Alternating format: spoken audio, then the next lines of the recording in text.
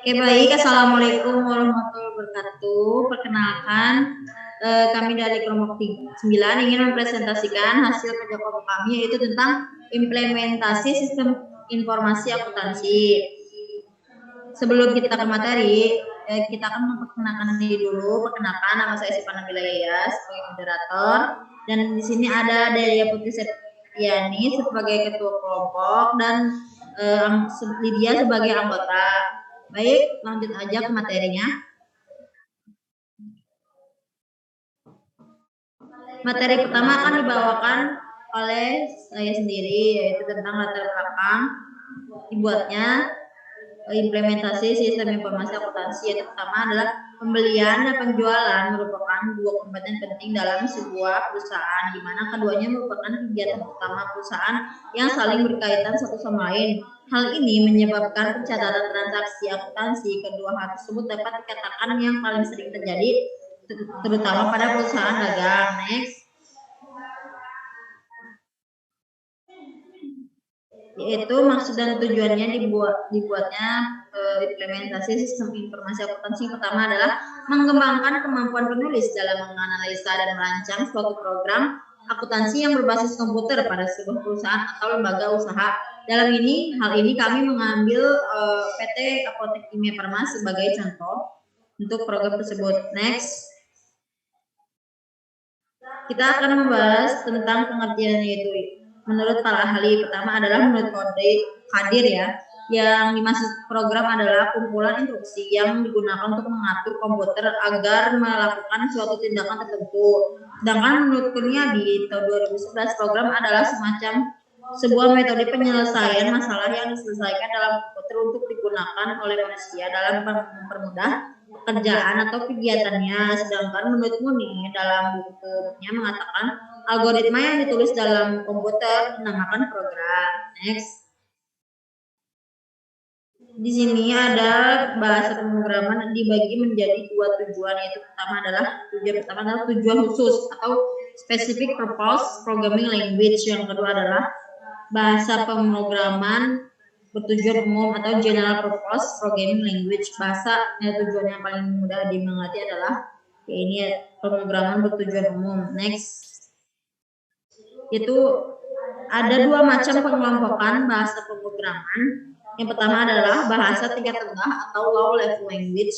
Yang kedua adalah bahasa tingkat tinggi atau disebut juga high level language. Next.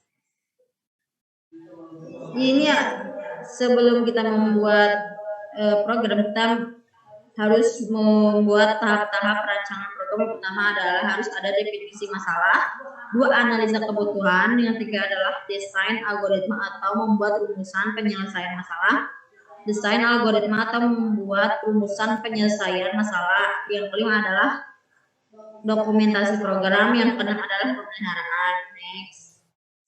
Selanjutnya akan dibacakan oleh anggota Lydia. Silakan, ada Lydia.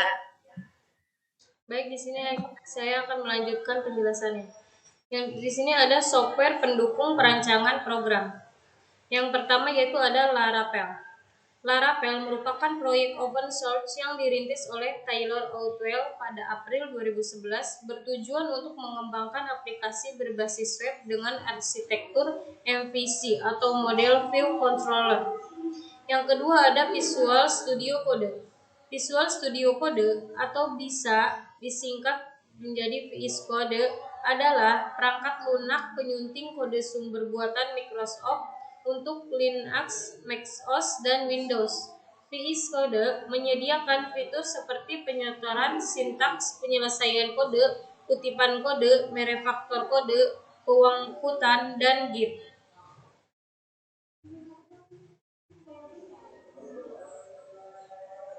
Lalu selanjutnya ada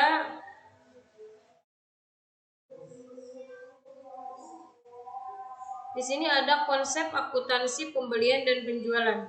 Yang pertama yaitu pembelian. Transaksi pembelian dapat dilakukan dengan cara tunai maupun kredit. Pembelian tunai berkaitan dengan pengeluaran kas, sedangkan pembelian kredit berkaitan dengan pencatatan utang. Transaksi pembelian juga mempengaruhi catatan persediaan barang karena terjadinya penambahan persediaan barang dagang. Yang kedua yaitu ada penjualan. Seperti halnya dalam pembelian, pada penjualan juga terdapat transaksi pengembalian barang. Barang yang sudah dijual akan dikembalikan oleh konsumen jika ditemukan ketidaksesuaian atau cacat. Kegiatan ini disebut dengan retur penjualan. Transaksi retur penjualan ini akan mempengaruhi berkurangnya piutang dagang dan bertambahnya jumlah stok barang dagang. Lalu selanjutnya di sini ada normalisasi. Menurut Pahlavi mengatakan dalam bukunya bahwa normalisasi adalah teknik perbaikan struktur tabel berdasarkan KF atau ketergantungan fungsional dan primary key atau kandidat key. Perbaikan struktur tabel dilakukan dengan memecah-mecah tabel secara bertahap menjadi tabel-tabel yang lebih kecil. Menurut Lajamuddin, ada beberapa definisi normalisasi. Salah satunya yaitu normalisasi adalah proses pengelompokan data ke dalam bentuk tabel atau relasi atau file untuk menyatakan entitas dan hubungan mereka, sehingga terwujud satu bentuk database yang mudah untuk dimodifikasi. Jadi dapat disimpulkan bahwa normalisasi merupakan suatu proses atau teknik pengelompokan data ke dalam bentuk tabel dan memperbaiki struktur tabel tersebut berdasarkan ketergantungan fungsional. Lalu selanjutnya di sini ada jenis-jenis file kunci. Yang pertama di sini ada kunci super atau super key. Adalah satu atau sekelompok kolom yang nilainya secara unik membedakan tabel-tabel atau record pada suatu tabel. Yang kedua ada kunci kandidat atau kandidat key. Kandidat key atau minimal super key adalah super key di mana tidak ada satupun himpunan bagian dari super key tersebut dapat menjadi super key lagi. Yang ketiga adalah kunci primer atau primary key.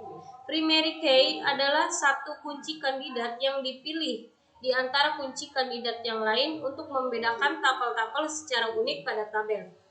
Yang keempat ada kunci alternatif.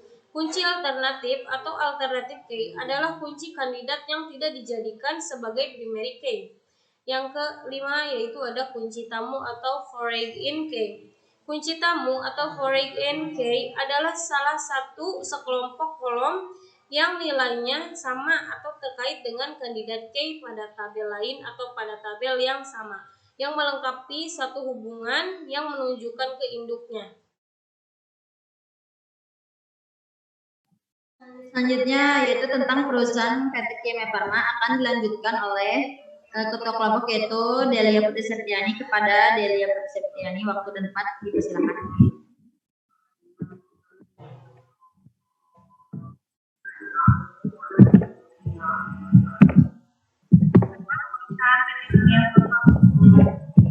Sebagai perusahaan yang bergerak di bidang pelayanan kesehatan, khususnya dalam hal penjualan obat-obatan, baik itu penjualan obat melalui resep dokter maupun tidak. Apotek berperan sangat penting bagi kesehatan masyarakat umum. Dalam melakukan aktivitas penjualannya, apotek memerlukan keakuratan data dan efisiensi waktu saat melayani konsumen demi kepuasan konsumen. Sebagai perusahaan yang bergerak di bidang pelayanan kesehatan, khususnya dalam hal penjualan obat-obatan, baik itu penjualan obat melalui resep dokter maupun tidak, apotek berperan sangat penting bagi kesehatan masyarakat umum. Dalam melakukan aktivitas penjualannya, apotek memerlukan keakuratan data dan efisiensi waktu saat melayani konsumen demi kepuasan konsumen itu sendiri. Proses bisnis sistem berjalan ada dua. Yang pertama, siklus pendapatan. Di dalamnya terdapat entry pesanan penjualan, mengambil pesanan, mengecek ketersediaan, dan merespon permintaan pelanggan. Yang kedua, pengiriman. Di dalamnya mengambil dan menetapkan pesanan, mengirim pesanan, penagihan faktur, dan penerimaan. Berikut ini adalah diagram use case yang menggambarkan proses utama dari sistem yang sedang berjalan. Aktor menggambarkan yang berinteraksi dengan sistem. Biasanya dinyatakan dengan menggunakan kata benda di awal frase aktor, juga merupakan satu-satunya kesatuan eksternal yang berinteraksi dengan sistem. Aktor di sini adalah bagian gudang, bagian penjualan, dan apoteker. Use case merupakan sarana atau aktivitas yang disiapkan oleh sistem sebagai unit-unit yang saling bertukar pesan antar unit, atau aktor biasanya menggunakan kata kerja di awal frase. Dan use case-nya adalah obat, pembelian, dan penjualan. Selanjutnya adalah activity diagram, digunakan untuk menggambarkan kegiatan-kegiatan yang ada dalam suatu sistem, di mana merupakan penggambaran aktivitas dari case yang ada pada use case diagram. Pada gambar yang sebelah kiri ada dua bagian. Yang pertama bagian gudang dan supplier. Bagian gudang membuat PO obat dan supplier menerima PO obat, kemudian menyiapkan pesanan, kemudian mengirim pesanan dan dibuatkan faktur. Setelah itu diserahkan ke bagian gudang dan bagian gudang menerima pesanan sesuai faktur, kemudian mengetik pesanan dan mencatat pesanan sesuai PO ke laporan bentuk masuk. Pada gambar yang sebelah kanan ada tiga bagian. Yang pertama bagian gudang, apoteker, dan supplier. Gudang mengetik stok obat, kemudian membuat PO obat dan diberikan kepada apoteker. Jika tidak disetujui, maka membuat PO baru yang awalnya itu mengecek stok obat dulu. Jika PO yang dibuat tidak disetujui, maka diberikan ke bagian gudang dan gudang memberikan ke supplier. Supplier menerima PO obat, kemudian menyiapkan dan mengirimkan faktur. Dari supplier dikirim ke bagian gudang dan gudang mengecek semua pesanan serta faktur dan mencatat ke laporan sesuai pesanan. Selanjutnya adalah pasien bagian penjualan dan bagian gudang. Pasien memberikan resep atau non-resep, kemudian diberikan ke bagian penjualan dan mengecek ketersediaan obat di bagian gudang. Kemudian bagian gudang memberikan obat ke penjualan dan penjualan menghitung harga obat, kemudian diberikan kepada pasien dan menyiapkan uangnya. Lalu pasien membayar uang sesuai harga obat, kemudian diberikan ke penjualan dan menerima uang. Dari bagian penjualan memberikan obat dan aturan pakai kepada pasien.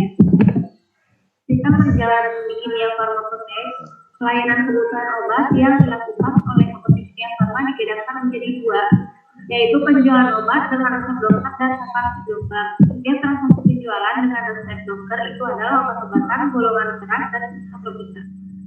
Sedangkan setiap transaksi, petugas harus memasukkan data di komputer antara lain identitas dokter, identitas pasien, dan obat-obatan yang diresepkan oleh dokter. Jika penjualan obat non-resep digunakan untuk melayani penjualan obat-obatan golongan bebas dan bebas berdasar. Pada penjualan obat non-resep ini hanya memerlukan input identitas pasien saja. Data persediaan obat yang ada dalam apotek akan terekam dalam database obat. Data persediaan obat ditampilkan setiap saat sehingga petugas apotek akan mengetahui jumlah persediaan stok obat. Setiap kali ada transaksi penjualan obat, maka data stok obat akan langsung berkurang dengan sendirinya.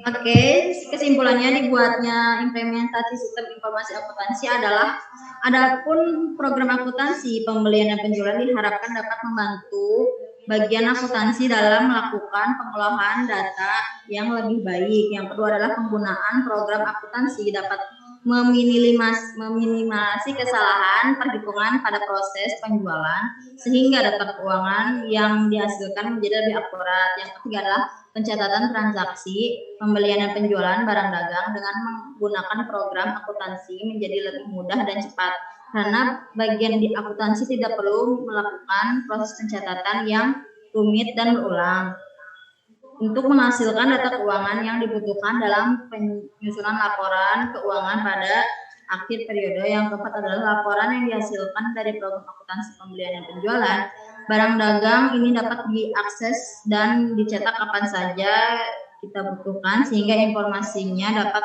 lebih mudah didapatkan. Next. Selain ada kesimpulan, di sini juga ada saran dari penulis, yaitu satu perangkat yang digunakan untuk menjalankan program hendaknya sesuai dengan spesifikasi yang dibutuhkan agar program dapat berjalan dengan baik. Yang kedua adalah mengoptimalisasi fungsi backup pada program untuk mengurangi resiko kehilangan data. Yang ketiga adalah membuat proteksi bagian atau user dengan menggunakan password untuk meningkatkan keamanan data. Oke, sekian dari kelompok 9. Kurang lebihnya mohon maaf. Bismillahirrahmanirrahim. Assalamualaikum warahmatullahi wabarakatuh. Assalamualaikum warahmatullahi wabarakatuh. Tadi